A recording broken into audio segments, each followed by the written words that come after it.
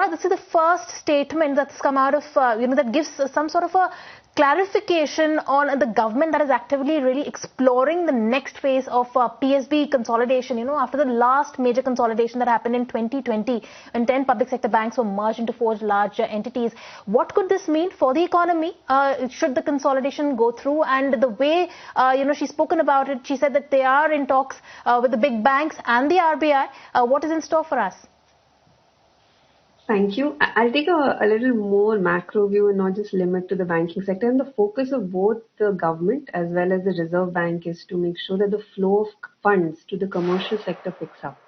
You see that from if it's the consolidation in the PSU banks sector, you also see that in terms of what RBI recently did with the 22 measures where they were easing the flow of funds from the banking system to the commercial sector. So the focus is to be growth supportive, to ensure that the private capex, which has been subdued or on the sidelines for the last couple of years, revs back up. And that's important because in this sort of an external environment where you have heightened trade-related uncertainties, you will have to depend on domestic growth drivers of consumption as well as investment.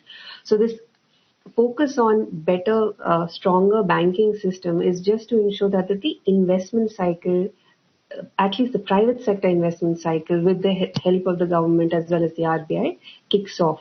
And you can have that sort of virtuous growth cycle that India actually needs to reach that aim of a sort of a developed economy by 2047. That will require a very high pace of real growth rate, which will require both consumption as well as the investment cycle to kick in.